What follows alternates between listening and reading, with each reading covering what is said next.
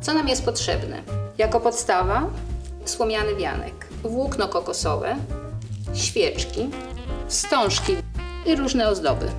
No i oczywiście, żeby nam świeczki się trzymały, potrzebne są stojaki do świeczek. Jako pierwszy krok owijamy wianek włóknem kokosowym. Równie dobrze można użyć gałęzi świerku, jodły, wtedy mamy wariant zielony. Dzisiaj użyjemy włókna, które jest odbarwione i będzie to taki naturalny kolor. Po owinięciu całego wianka zrobimy sobie koncept, gdzie ustawiamy świeczki. Czy możemy ich ustawić w zależności jak nam się bardziej podoba, czy tak z 4 stron, czy możemy ich postawić jedna obok drugiej, a tu w centralnym miejscu zrobimy jedną ozdobę większą. Tak będzie wyglądał nasz stroik.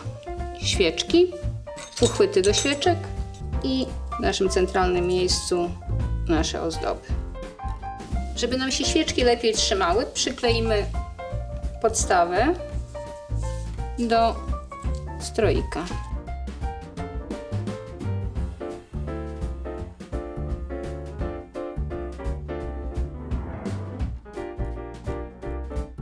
Zrobimy koncepcję ozdoby.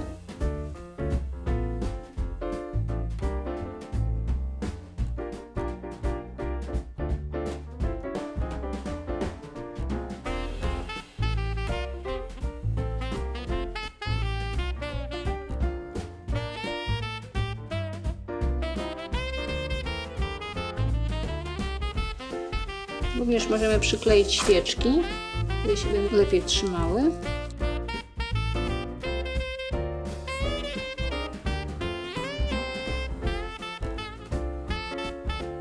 Na koniec stroik możemy przyozdobić wstążkami. Zrobimy podwójne wstążki, które wykonamy w ten sposób. Składamy wstążkę 4 razy.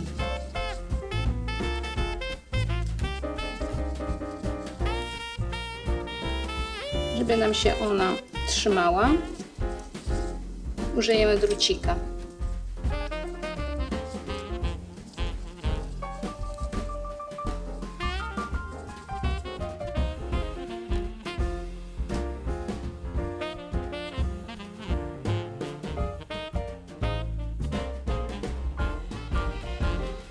I tak zrobioną wstążkę możemy również przykleić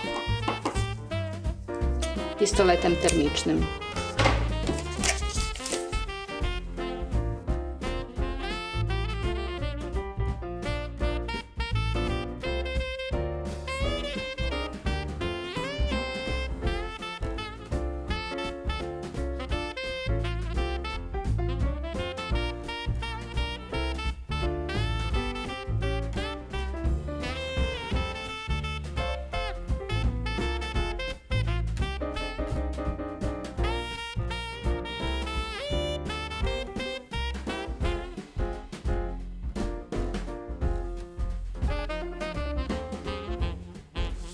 W ten sposób mamy zrobiony stroik na świąteczny stół.